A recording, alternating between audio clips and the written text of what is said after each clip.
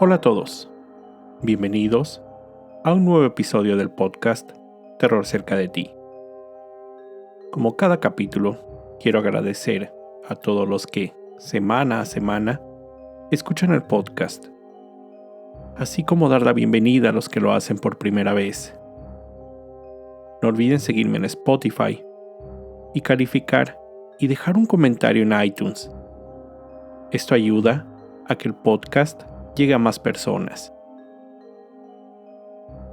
Recuerden seguir mis redes sociales, @terrorcerca, en Twitter, Facebook e Instagram, donde publico contenido adicional a los episodios. Y junto con el correo electrónico, terrorcercadeti@gmail.com, es la forma en que me pueden hacer llegar sus sugerencias de historias o sus propios relatos. También pueden buscarme en Goodreads, la plataforma donde estoy publicando reseñas sobre libros que he incluido en episodios anteriores. Esta es la historia de esta semana.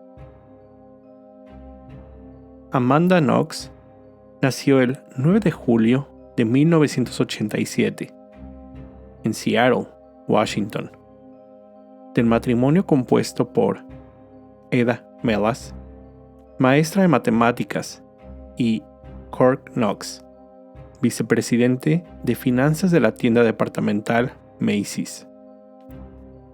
Cuando ella aún era pequeña, sus padres se divorciaron. Creció en un vecindario de clase media, donde por sus habilidades deportivas le pusieron el sobrenombre de Foxy Knoxy. En el 2005, terminó la preparatoria y se enroló en la Universidad de Washington, estudiando la carrera de lingüística. Knox era una estudiante ordinaria. Asistía a fiestas, trabajó en diferentes empleos para ayudar con el pago de la colegiatura. Y sus amigos la señalaban como una persona amable y gentil. Para continuar con sus estudios, Knox, de entonces 20 años, decidió estudiar en otro país, seleccionando Italia. Pero, para alejarse de la llena de turistas ciudad de Florencia, eligió una ciudad un poco más pequeña, Perugia, donde estudiaría por un año. Perugia era una ciudad tranquila. En 20 años, no había sido reportado un solo caso de asesinato.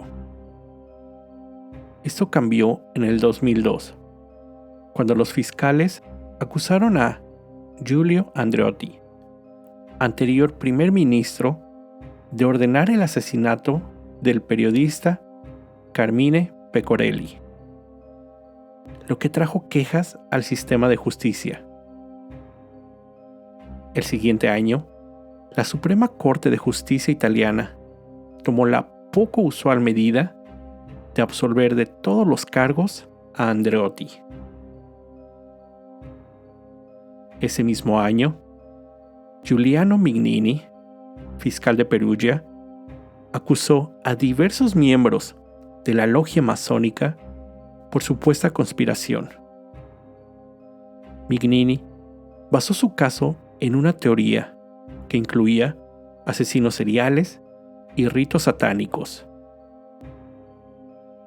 Incluso él mismo investigó a colegas fiscales por supuesta complicidad en la conspiración, hasta que finalmente los cargos fueron retirados. Regresando a la historia de Amanda Knox, ella llegó a Perugia en septiembre del 2007, donde a los pocos días conoció a Meredith Kercher, una joven inglesa de 21 años, también estudiante internacional, con quien entabló una relación de amistad. Ambas jóvenes compartían un departamento en la ciudad, junto con otras 3 chicas italianas. Para solventar sus gastos, Amanda consiguió un empleo de medio tiempo en el bar Le Chic, propiedad del congolense Tilla Patrick Lumumba. Las mujeres acostumbraban reunirse con otro joven italiano, Giacomo Silenzi, quien rentaba una habitación en el sótano del mismo edificio que ellas.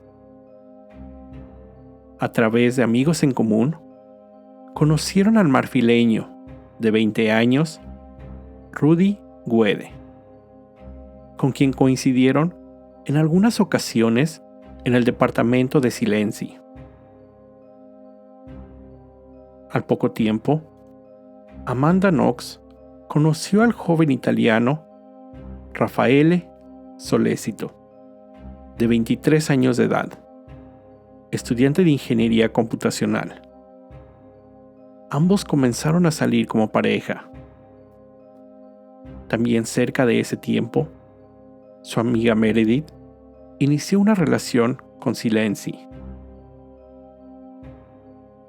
El 1 de noviembre de ese año, día feriado en Italia, Amanda tendría que haber trabajado en el bar. Pero Lumumba le mandó un mensaje de texto diciendo que esa noche no necesitaría que fuera a trabajar. Amanda llamó a su novio Sollecito y pasó la noche en su departamento.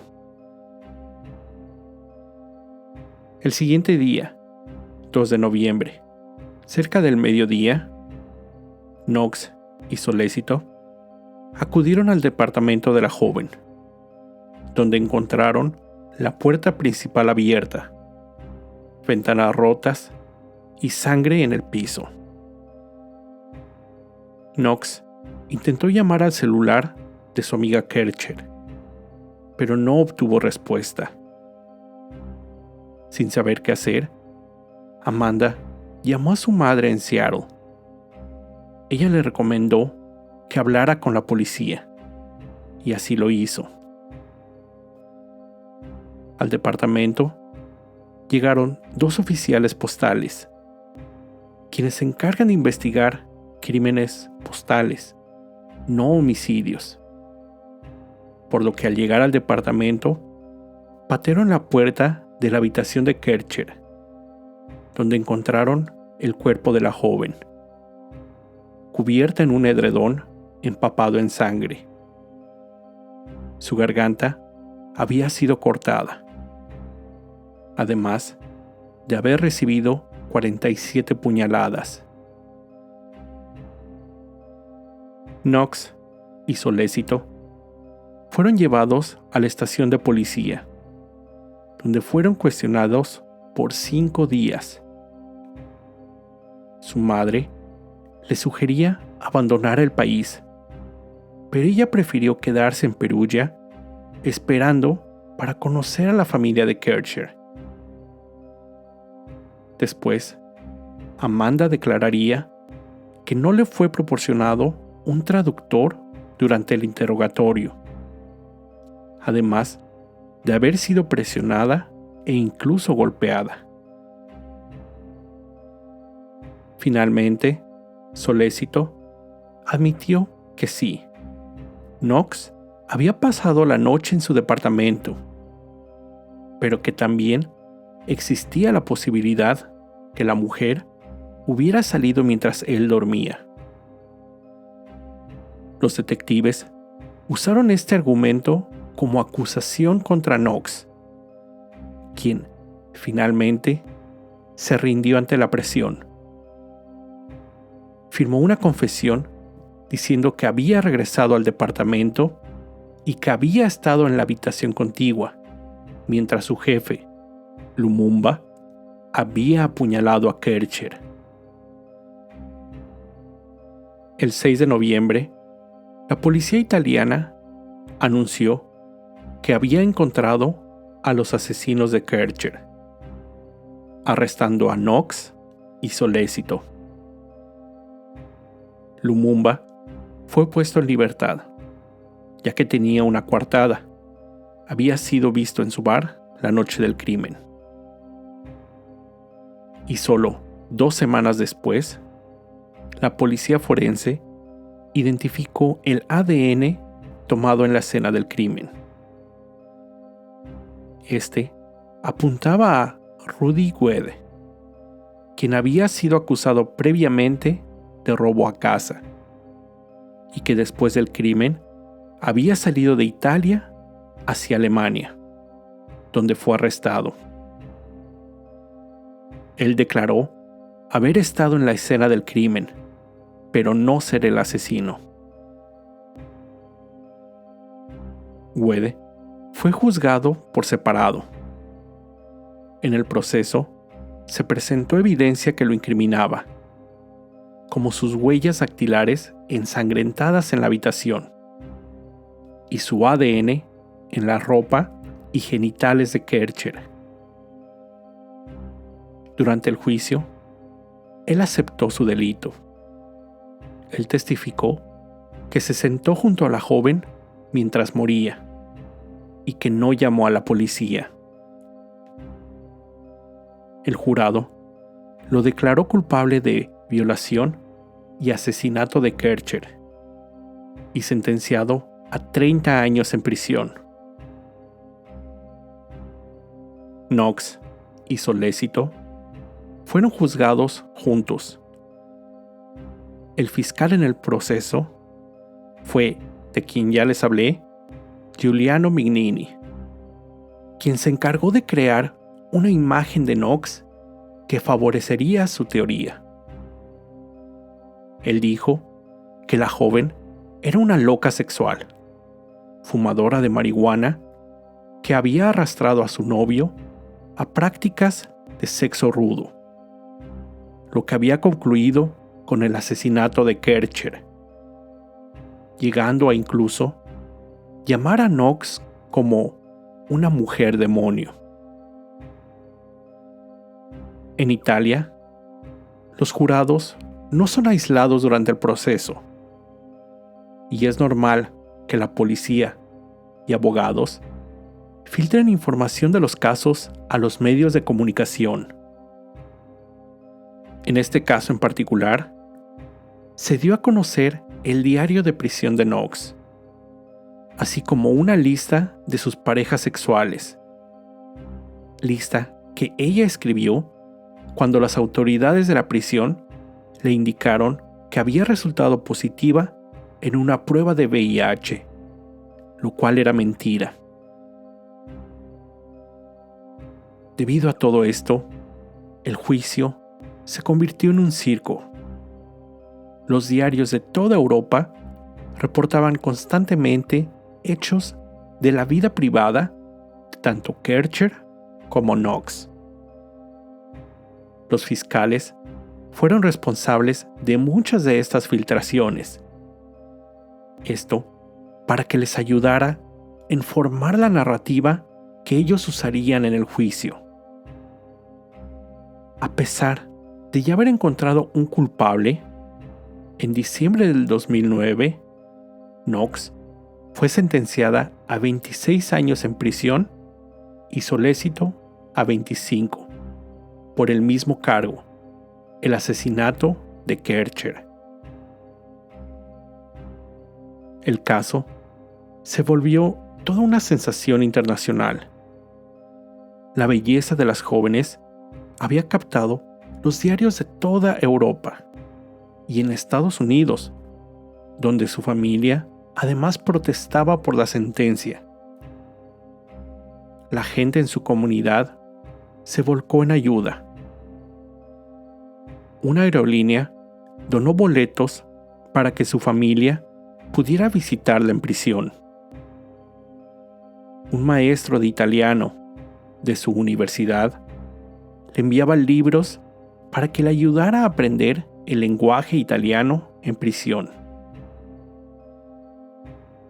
Los abogados defensores presentaron apelaciones, así como nuevas pruebas, incluyendo un testigo que aseguró que Guede dijo en la cárcel que tanto Knox como Solésito no estaban involucrados, así como la corroboración que no había sido encontrada ninguna muestra de ADN que vinculara a los acusados con el crimen.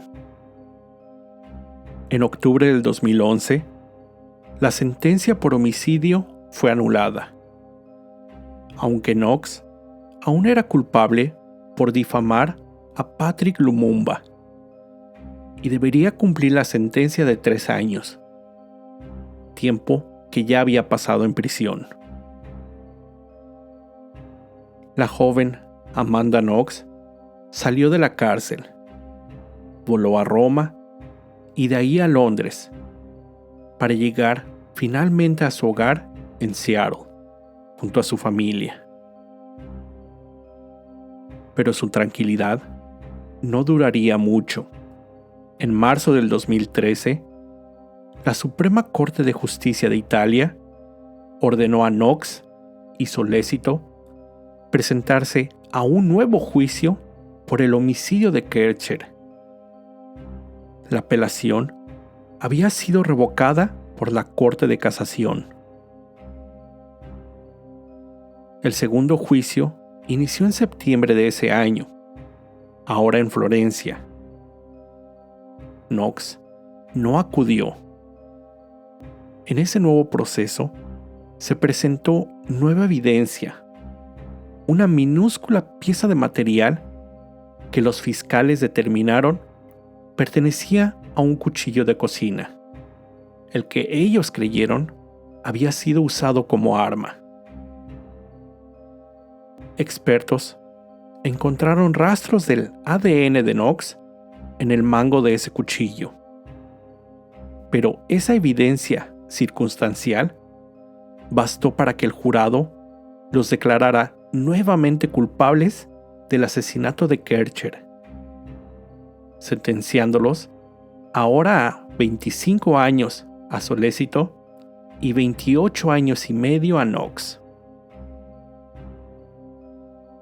Afortunadamente, en marzo del 2015, la Suprema Corte italiana nuevamente anuló las convicciones del 2014, liberando finalmente a Amanda Knox de cualquier cargo en el país europeo. Ella pudo finalizar sus estudios y comenzó a trabajar como periodista. Escribió un libro titulado Waiting to be Heard, en espera de ser escuchada, una memoria que contaba toda su experiencia.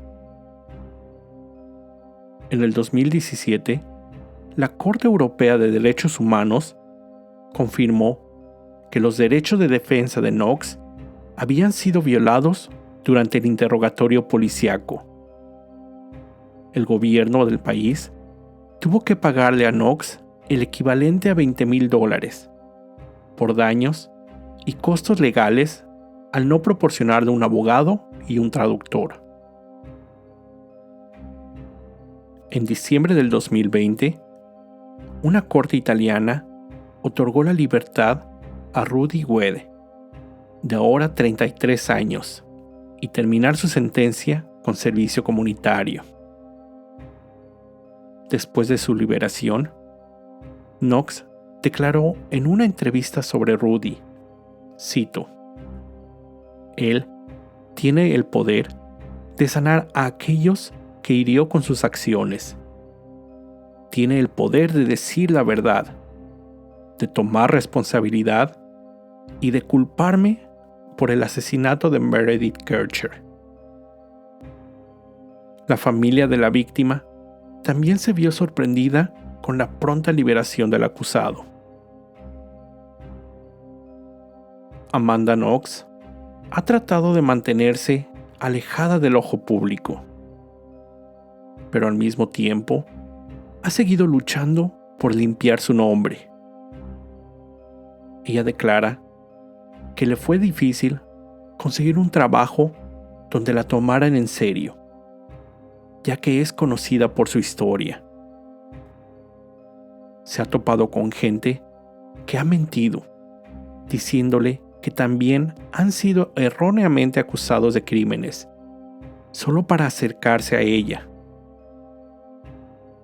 Además del libro que escribió, se convirtió en una promotora del Innocence Project, una organización que ayuda a personas declaradas culpables falsamente.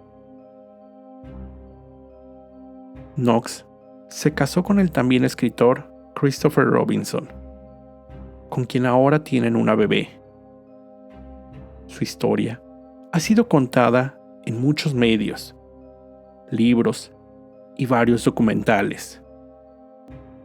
Aún en estos días, Amanda sigue tratando de llevar una vida normal, pero sin olvidar su terrible experiencia y, en lo que pueda, ayudar a quienes pasaron por el mismo martirio.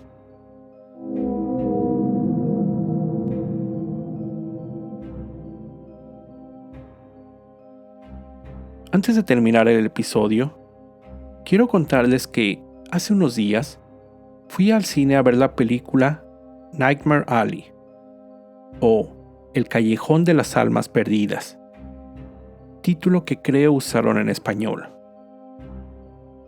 La cinta recién estrenada es dirigida por el galardonado mexicano Guillermo del Toro, famoso por tantos otros títulos como Shape of Water, Crimson Peak, El laberinto del fauno y El espinazo del diablo.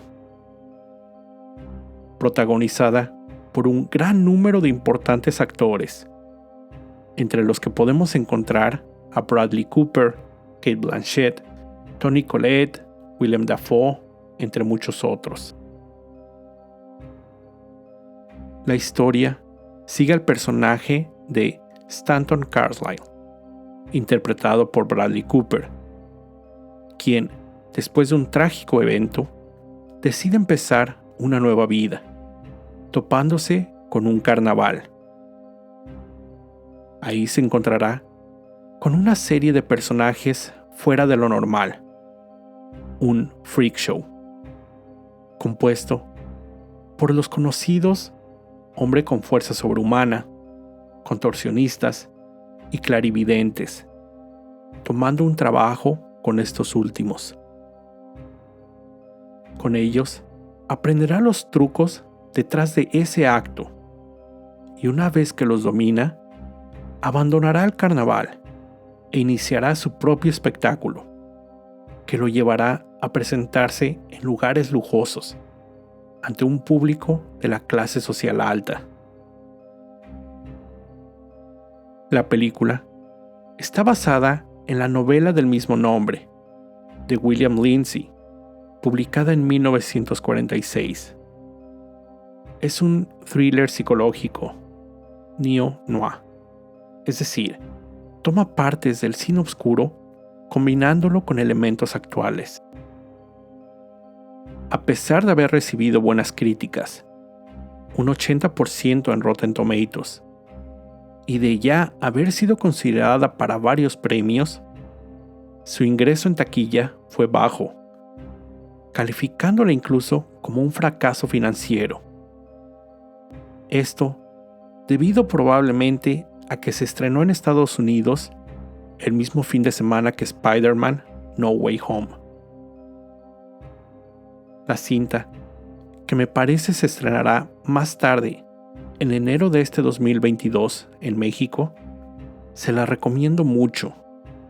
Es una historia muy interesante, además de apoyar al mexicano del Toro. Con esto llego al final de este episodio. Como siempre, te recuerdo estar alerta de todo lo que pasa a tu alrededor, ya que el terror está donde menos te lo esperas. El terror está cerca de ti.